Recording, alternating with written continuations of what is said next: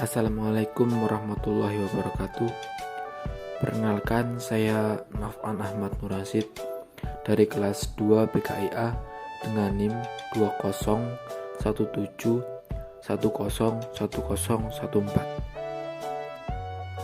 Di sini saya akan sedikit menyampaikan tentang psikologi pengembangan.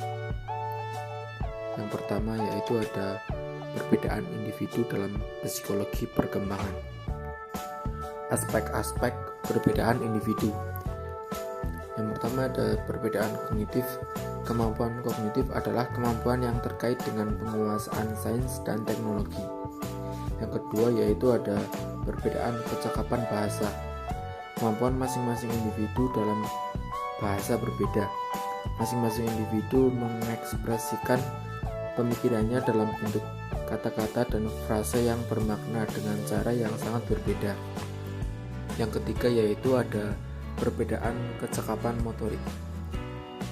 Keterampilan motorik atau keterampilan psikomotorik adalah kemampuan untuk mengkoordinasikan kerja saraf motorik oleh saraf pusat untuk melakukan aktivitas. Yang keempat, perbedaan latar belakang.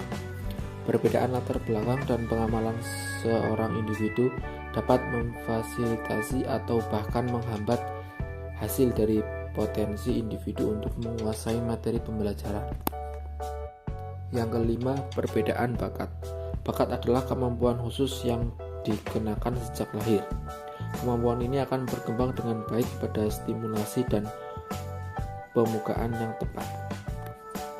Yang keenam, perbedaan kesiapan belajar.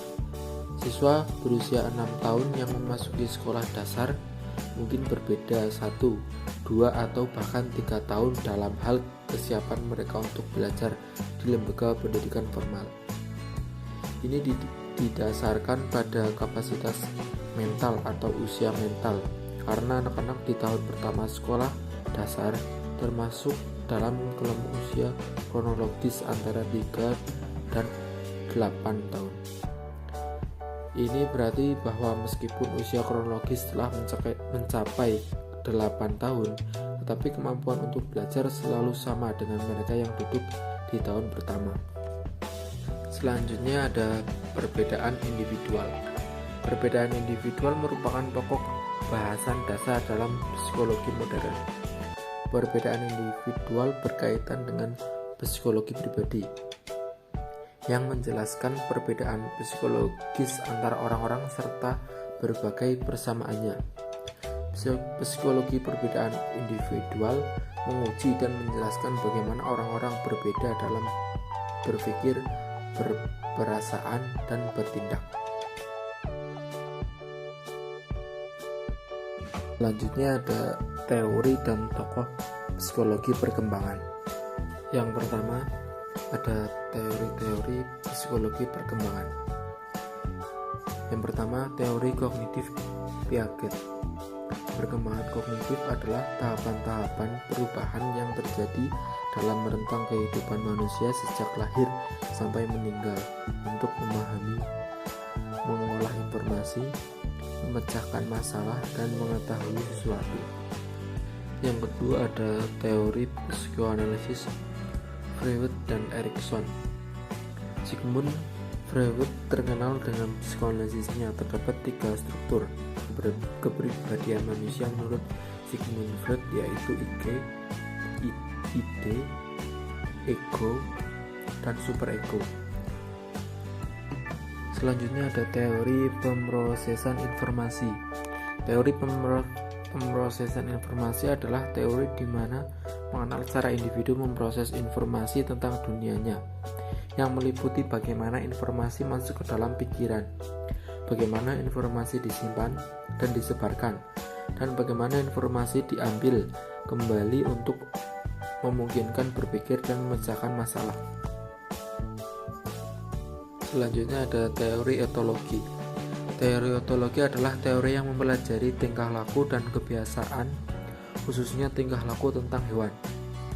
Teori etologi dalam psikologi perkembangan memandang bahwa perilaku sangat dipengaruhi oleh biologi, evolusi, dan ditandai oleh periode penting atau peka.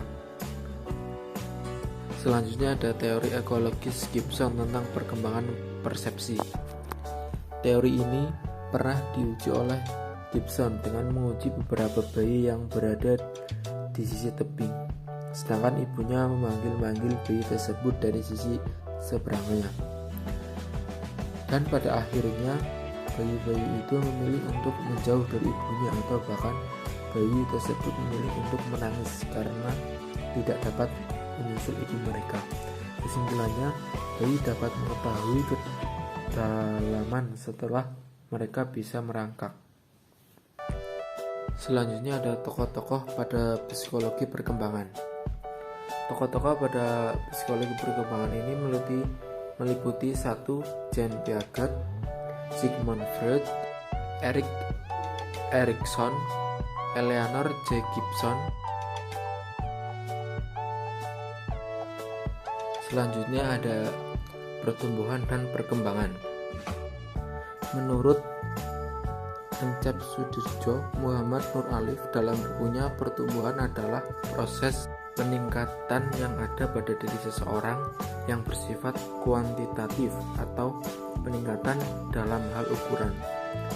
Sedangkan perkembangan adalah proses perubahan kapasitas fungsional atau kemampuan kerja organ-organ tubuh ke arah keadaan yang mungkin terorganisasi atau bisa dikendalikan dan terspesialisasi atau sesuai kemampuan fungsinya masing-masing. Selanjutnya ada aspek pendorong terjadinya pertumbuhan dan perkembangan. Dalam hal ini dibedakan menjadi 2 aspek yang menjadi pendorong terjadinya pertumbuhan, yaitu pengaruh pertumbuhan fisik, meliputi faktor keturunan fisik, faktor keturunan lingkungan. Faktor keturunan lingkungan meliputi 1. Pergaulan, 2. Pengaruh gizi. Jumlah gizi yang diberikan berpengaruh pada cepatnya pertumbuhan fisik anak. 3. Gangguan emosional. Jika seorang anak sering mengalami gangguan emosional, maka dapat menghambat pertumbuhan motoriknya. 4. Jenis kelamin. Bedanya bentuk tulang dan otot pada laki-laki dan perempuan berpengaruh terhadap perbedaan berat dan tinggi. 5. Status sosial ekonomi. Kemampuan ekonomi keluarga dalam mencukupi kebutuhan primer anak berpengaruh terhadap pertumbuhan fisik anak. Yang kedua ada pengaruh perkembangan motoriknya. Pertumbuhan dan perkembangan sistem saraf berkaitan dengan tumbuh kembang kecerdasannya atau meningkatkannya kecerdasan dan berubahnya tingkah laku. Pertumbuhan otot-otot, peningkatan kemampuan dan kekuatan jasmani atau dalam menciptakan sesuatu, misalnya kerajinan tangan, akan semakin meningkat kualitasnya dari masa ke masa. Perkembangan dan pertumbuhan fungsi kelenjar endokrin mempengaruhi pola sikap dan tingkah laku terhadap lawan jenis atau menarik perhatian lawan jenis, berubahnya gaya atau penampilan. Selanjutnya ada masa pertumbuhan dan perkembangan. Masa sebelum lahir atau prenatal periode. Masa ini dimulai dari masuknya sel sperma dan bertemu dengan sel telur yang kemudian terjadi pembuahan. Lamanya hingga proses kelahiran itu sekitar 9 bulan 10 hari atau sekitar 280 hari. Yang kedua ada masa bayi. Masa ini dimulai dari umur 2 minggu hingga 2 tahun. Masa bayi ini dianggap sebagai periode kritis karena pada masa ini orang tua meletakkan pengajaran atau pelatihan yang akan ditanamkan dan diingat oleh si bayi hingga proses pendewasaannya. Selanjutnya balita. Masa periode balita atau bawah 5 tahun merupakan tahap prasekolah dan merupakan tahap awal bayi sebelum memasuki masa anak awal. Selanjutnya ada masa kanak-kanak awal.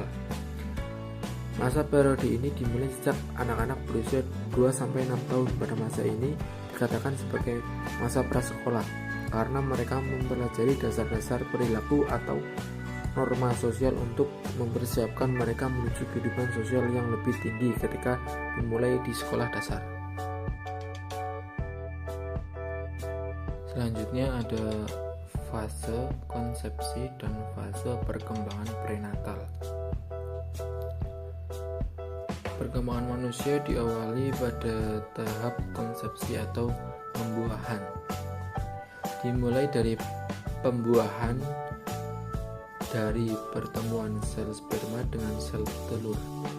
Sel telur yang telah matang dibuahi oleh sel sperma yang matang yang akhirnya akan menjadi sel-sel baru dan membentuk zigot. Tahapan-tahapan fase konsepsi dan fase perkembangan prenatal. Perkembangan prenatal berlangsung melalui 3 tahap, yaitu tahapan geminal, tahapan embrionik, dan tahapan fetal. Selagi tahapan prenatal ini, zigot yang awalnya hanya satu sel kemudian tumbuh menjadi embrio, kemudian perlahan berubah menjadi janin. Faktor yang mempengaruhi perkembangan prenatal. Yang pertama ada teratogen, yang kedua faktor ibu, yang ketiga faktor ayah, dan yang keempat faktor lingkungan. Perkembangan kognitif, fisik, dan emosi fase prenatal. Dari segi kognitif, perkembangan dalam belajar dan mengingat dimulai ketika janin menghisap jarinya ketika berada di dalam kandungan.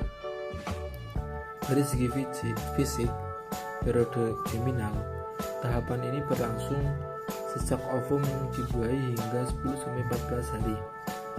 Periode embrionik, rentang kehamilan dari akhir minggu ke-2 sampai dengan akhir minggu ke-8. Periode fetus, dengan rentang kehamilan pada akhir minggu ke-8 sampai awal kelahiran. Pentingnya fase prenatal bagi perkembangan. Pada saat kehamilan terdapat 4 periode yang sangat mempengaruhi perkembangan manusia, terutama individu. Adapun peranan perkembangan individu membentuk periode yang paling dalam kehidupan, yaitu sifat bawaan, jenis kelamin, jumlah anak, dan posisi urutan anak. Selanjutnya ada perkembangan fase bayi usia 0 sampai 2 tahun. Perkembangan bayi berlangsung 2 tahun pertama dalam kehidupan. Pada masa ini, pertumbuhan dan perkembangan berjalan sangat cepat, baik secara fisik maupun psikologis, yang kemudian merupakan masa dasar perkembangan individu selanjutnya. Pola dasar pertumbuhan. Pertumbuhan fisik tidak bersifat acak, tetapi mengikuti 2 pola, yaitu pola cephalocaudal, yaitu pertumbuhan tercepat selalu terjadi di atas, yaitu kepala. Pertumbuhan fisik dalam ukuran, berat badan, dan perbedaan ciri fisik secara bertahap bekerja dari atas ke bawah. Yang kedua ada pola proximodistal, yaitu rangkaian pertumbuhan yang dimulai dari pusat tubuh dan bergerak ke arah tangan dan kaki. Contohnya alat-alat tubuh yang terdapat di pusat tubuh seperti jantung, hati, alat-alat pencernaan. Perkembangan fisik dan motorik. Seiring dengan banyaknya penelitian yang dilakukan, kini disadari bahwa bayi bukanlah makhluk pasif yang tidak mempunyai kemampuan apa-apa, dan juga bukan makhluk yang sama sekali tidak berdaya. Berbagai penelitian yang dilakukan beberapa tahun terakhir telah menunjukkan hasil bahwa ternyata bayi telah memiliki kemampuan mengembangkan sistem motorik perseptual yang tinggi, dapat melihat, mengecap, mencium bau, dan merasakan sakit. Walaupun tentunya belum sempurna seperti yang dimiliki oleh anak-anak yang lebih besar dan orang dewasa. Perkembangan sensoris dan persepsi. Sensoris terjadi ketika informasi berinteraksi dengan reseptor sensoris mata, telinga, lidah, lubang hidung, dan kulit. Sensasi pendengaran terjadi ketika gelombang udara yang bergetar dikumpulkan oleh telinga luar dan dikirimkan melalui tulang telinga dalam ke saraf auditori. Perkembangan bahasa. Pada masa ini pula terjadi permulaan dari perkembangan bicara atau bicara sebagai aspek penting bagi komunikasi dan alat berpikir. Masa bayi dikatakan juga sebagai fase prabicara, di mana ada 4 tahap yang akan dilalui, yaitu pramengoceh berupa tangisan dan bunyi bahasa tertentu. Mengoceh sekitar 6-12 bulan, kalimat 1 kata, 12-15 bulan, kalimat 2 kata. Terjadi bila anak telah memiliki perbedaan kata sebanyak kurang lebih 50 kata. Perkembangan fase anak awal 2-6 tahun. Anak usia dini merupakan fase penting yang menjadi fondasi bagi perkembangan anak pada masa berikutnya. Karena itu perlu mendapat perhatian dengan sesama, sebagaimana diungkap Hurlock bahwa anak usia 2-6 tahun berada pada masa peka, yaitu masa yang paling tepat untuk mengembangkan berbagai fungsi. Bila masa ini terlewati, anak akan mengalami kesulitan pada fase perkembangan berikutnya. Faktor-faktor yang mempengaruhi perkembangan anak awal 2-6 tahun. Yang pertama, faktor genetik. Kedua, faktor lingkungan. Yang ketiga, faktor kondisi kehamilan. Yang keempat, faktor komplikasi persalinan. 5, faktor pemenuhan nutrisi. Yang keenam, faktor perawatan kesehatan. Ketujuh, faktor kerentanan terhadap penyakit. Dan yang kedelapan, faktor perilaku pemberian stimulasi pendidikan dan pengetahuan. Perkembangan fisik anak awal 2-6 tahun. Perkembangan fisik merupakan dasar bagi kemajuan perkembangan berikutnya. Dengan meningkatnya pertumbuhan tubuh, baik berat badan maupun tinggi badan serta kekuatannya, memungkinkan anak untuk lebih aktif dan juga berkembangnya eksplorasi terhadap lingkungan tanpa bantuan orang tuanya. Perkembangan sistem saraf pusat memberikan kesiapan pada anak untuk lebih meningkatkan pemahaman dan penguasaannya terhadap tubuhnya. Perkembangan kognitif anak awal 2-6 tahun. Kognitif adalah kemampuan berpikir atau kemampuan menggunakan otak. Perkembangan kognitif berarti perkembangan anak dalam menggunakan kekuatan berpikirnya. Dalam hal ini, otak anak mulai mengembangkan kemampuan untuk berpikir, belajar, dan mengingat. Pada tahap ini, imajinasi anak semakin berkembang dan pemahaman mental mereka mengenai dunia menjadi lebih baik. Perkembangan psikososial anak awal 2-6 tahun. Perkembangan psikososial masa anak-anak adalah masa perkembangan dari usia 2 tahun sampai dengan usia 6 tahun. Pada masa ini, perkembangan biologis dan fisik berjalan dengan sangat cepat dan pesat. Akan tetapi secara sosiologisnya, anak-anak masih sangat terikat dengan lingkungannya, terutama keluarga. Oleh karena itu, pada masa anak-anak awal ini, keluarga sangat berperan penting dalam mempersiapkan anak untuk terjun ke lingkungan yang lebih luas, terutama lingkungan sekolah. Selanjutnya ada perkembangan fase anak akhir 7-12 tahun. Fase perkembangan anak akhir 7-12 tahun menurut Jean Piaget. Pandangan Piaget tentang kecerdasan dan perkembangan intelektual dipengaruhi oleh pengalaman di bidang biologi. Piaget mendefinisikan kecerdasan sebagai proses dasar kehidupan yang membantu organisme beradaptasi dengan lingkungannya. Saat anak-anak menjadi dewasa, mereka memperoleh struktur kognitif yang lebih kompleks yang membantu mereka beradaptasi dengan lingkungan mereka. Faktor penyebab perkembangan. Ada banyak faktor yang menyebabkan perbedaan perkembangan pada anak. 1. Internal dan 2. Eksternal. Internal, kondisi fisik organ indera tidak berfungsi, sindrom Down, beberapa penyakit keturunan. Selain itu, terdapat kondisi mental yang berbeda yang ditunjukkan oleh kapasitas perkembangan anak-anak sesuai seusianya. yang di bawah rata-rata. Eksternal, kondisi dalam rahim, kondisi lahir, keluarga, kondisi lingkungan, dan media elektronik.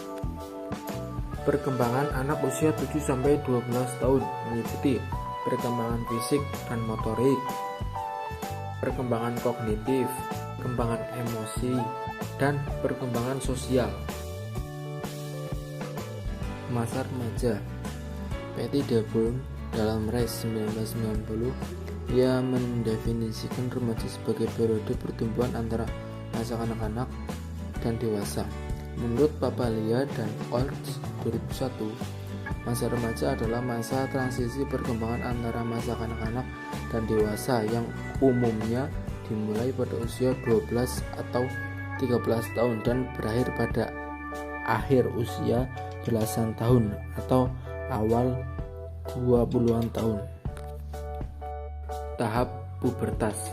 Tahap pubertas meliputi 3, yaitu yang pertama tahap prapuber, yang kedua tahap puber, yang ketiga tahap pasca puber.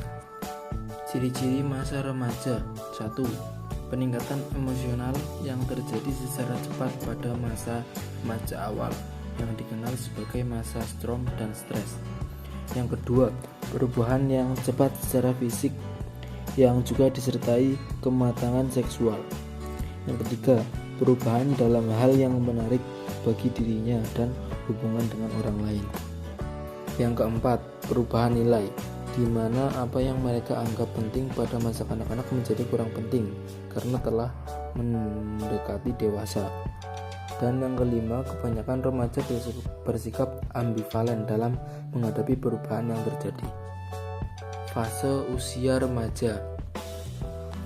Fase remaja merupakan segmen atau bagian dari perkembangan individu yang sangat penting. Fase ini diawali dengan matangnya organ-organ fisik sehingga mampu bereproduksi. Menurut Konopka, masa atau fase usia remaja ini meliputi 1. Remaja awal 12-15 tahun, remaja madya 15-18 tahun, dan remaja akhir 19-22 tahun. Tugas-tugas perkembangan remaja. Salah satu periode dalam rentang kehidupan individu adalah masa atau fase remaja. Masa ini merupakan bagian kehidupan yang penting dalam siklus perkembangan individu. Masa remaja juga merupakan masa transisi yang dapat diarahkan kepada perkembangan masa dewasa yang sehat. Berdasarkan pendapat dari Salzman dan Pikunas, masa remaja ditandai dengan 1. Berkembangnya sikap dependen kepada orang tua menjadi arah independen. Yang kedua, meningkatnya minat seksualitas. Yang ketiga, lebih cenderung untuk merenung atau memperhatikan diri sendiri, nilai-nilai etika dan isu-isu moral. Perkembangan dewasa dan lansia. Perkembangan dewasa awal. Dewasa awal adalah masa peralihan dari masa remaja menuju masa dewasa. Peralihan dari ketergantungan ke masa mandiri, baik dari ekonomi, kebebasan menentukan diri, dan pandangan masa depan lebih realistis. Secara hukum, dewasa awal terjadi sejak seseorang menginjak usia 21 tahun atau sejak seseorang menikah. Sedangkan dari lingkup pendidikan, yaitu masa dicapainya kemasakan kognitif, afektif, dan psikomotor sebagai hasil ajar latih yang ditunjang kesiapan. Perkembangan dewasa madya atau pertengahan. Masa dewasa pertengahan atau yang disebut juga usia setengah baya, yang pada umumnya bersekitar antara usia 40-60 tahun, merupakan periode yang panjang dalam rentan kehidupan manusia, di mana pada usia ini ditandai dengan berbagai perubahan fisik maupun mental. Usia pertengahan biasanya ada sifat tanggung jawab berat dan berbagai peran yang menyita waktu dan energi. Pada masa ini, individu memerlukan penyesuaian diri secara mandiri terhadap kehidupan yang akan datang. Dan pada masa ini mereka juga kelompok usia yang paling sehat, paling tenang, namun juga ada yang rentan terkena penyakit dan paling bisa mengontrol diri dan paling bertanggung jawab. Perkembangan masa lansia. Usia tua atau lansia adalah periode penutup dalam rentang hidup seseorang, yaitu suatu masa di mana seseorang telah beranjak jauh dari periode terdahulu yang lebih menyenangkan, atau beranjak dari waktu yang penuh dengan manfaat. Usia 60-an biasanya dipandang sebagai garis pemisah antara usia media dan usia lanjut.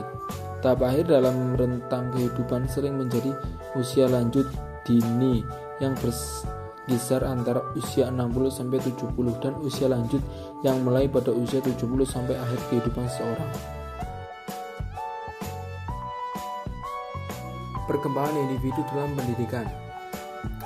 Individu berasal dari kata Yunani yaitu individu, yang artinya tidak terbagi. Dalam ilmu sosial, paham individu menyangkut tabiat dengan kehidupan dan jiwa yang majemuk, memegang peranan dalam pergaulan hidup manusia. Individu merupakan kesatuan yang terbatas, yaitu berbagai manusia perseorangan, bukan sebagai manusia keseluruhan. Faktor-faktor yang mempengaruhi perkembangan individu. Faktor-faktor yang berasal dari dalam diri individu. Semenjak dari dalam kandungan, janin tubuh menjadi besar dengan sendirinya dengan kodrat-kodrat yang dikandungnya sendiri. Di antara faktor di dalam diri yang sangat berpengaruh terhadap perkembangan individu yaitu adalah bakat atau pembawaan, sifat-sifat keturunan, dan dorongan dan insting. Gangguan perkembangan dalam pendidikan. Pendidikan mempromosikan anak sebagai pusat aktivitas dalam pembelajaran.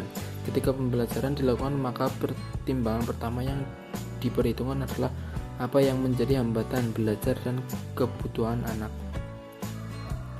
Apabila hal itu dapat diketahui, maka aktivitas pendidikan akan dipusatkan kepada apa yang dibutuhkan oleh seorang anak, bukan apa yang diinginkan oleh orang lain. Pendirian seperti itu menganggap bahwa fungsi pendidikan antara lain untuk memfasilitasi agar anak berkembang menjadi dirinya sendiri secara optimal, sejalan dengan potensi yang dimilikinya. Hambatan dan gangguan perkembangan individu. Keterlambatan perkembangan.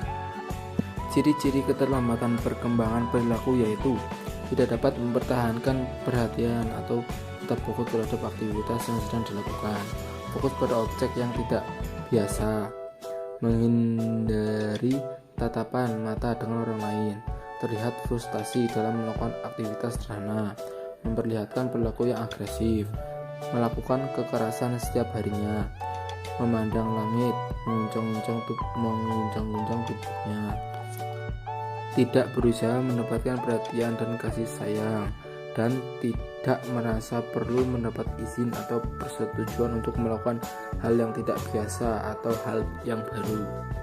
Gangguan perkembangan bahasa. Penyebab gangguan perkembangan bahasa sangat banyak dan luas.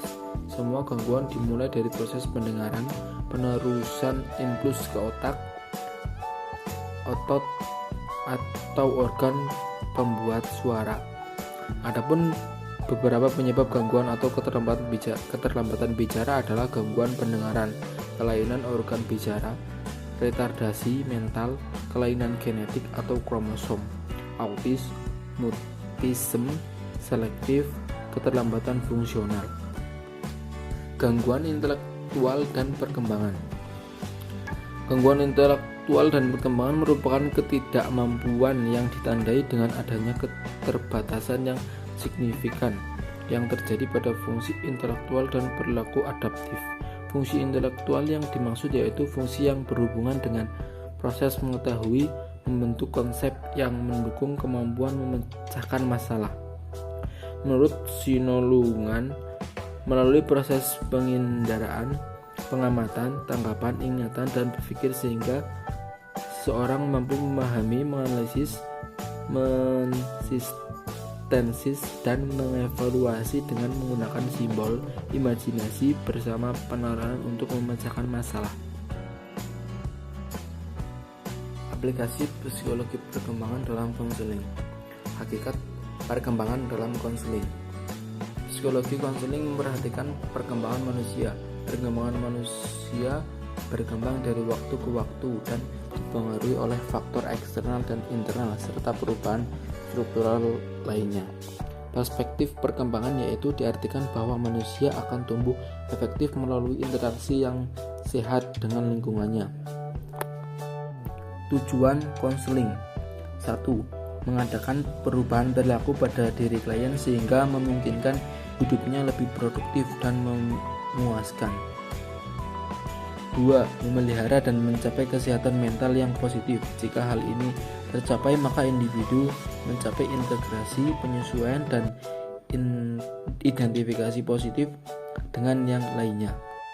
3. Penyelesaian masalah. Hal ini berdasarkan kenyataan bahwa individu-individu yang mempunyai masalah tidak mampu menyelesaikan sendiri masalah yang dihadapinya. Karakteristik konseling untuk pengembangan. 1. Konselor atau pembimbing selalu berusaha melihat individu dan dari sinilah dimulai penjelajahan dalam proses konseling. 2.